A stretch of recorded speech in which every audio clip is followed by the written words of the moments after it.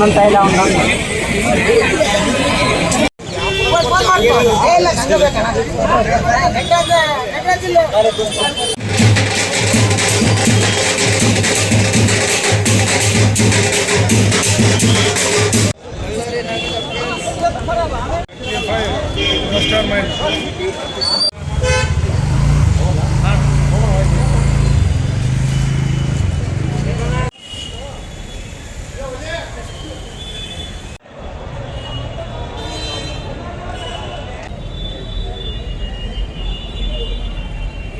ಕರ್ನಾಟಕ ರಾಕಿ ಯಶ್ ಅಭಿಮಾನಿಗಳು ನಮ್ಮ ಬಸವರಾಜಣ್ಣವ್ರು ನಮಗೆ ಒಂದು ತಿಂಗಳು ಮುಂಚೆನೇ ಹೇಳಿದ್ರು ಏನ್ ಮಾಡ್ಬೇಕಂತ.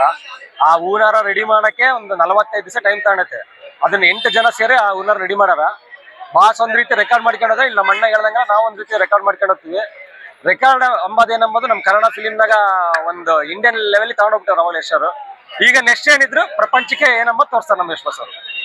ಸಿಂಗಲ್ ಆಗಿ ಬರ್ತೀರಾ, ಒಟ್ಟಿಗೆ ಟೋಟಲ್ ನೀವೆಲ್ಲ ಗುಂಪಾಗಿ ಬರ್ತೀರಾ, ಎಲ್ಲದಕ್ಕೂ ರೆಡಿಯಾಗಿ ನಿಂತಿರೋಂತ ಬಳ್ಳಾರಿಯಲ್ಲಿ ಇರುವಂತ ನಾವು ಯಶ್ ಫ್ಯಾನ್ಸ್ ನಮ್ಗೆ ಪ್ರೋತ್ಸಾಹ ಕೊಡ್ತಿರಂತ ಈ ಬಸವರಾಜಣ್ಣನವರು ಇದೇ ತರ ಮಾಡೋಂತ ಅಭಿಮಾನಿಗಳು ಈ ತರ ಪ್ರೋತ್ಸಾಹ ಕೊಡ್ತಾ ಇದಾರೆ. ಪ್ರತಿ ವರ್ಷ ಅವ್ರಿಗೂ ಕಾಯ್ತಾನೆ ಇದೀರಿ ನಾವು ಯಶ್ ಫಿಲಿಮ್ಗೋಸ್ಕರ. ಇನ್ನ ನೋಡಿ ಸರ್ಕಾರ ಅಂದ್ರೆ ಇನ್ನು ಅಲ್ಲಿ ಕೂಡ ಇದೆ, ಈ ತರನೇ ಇದೆ.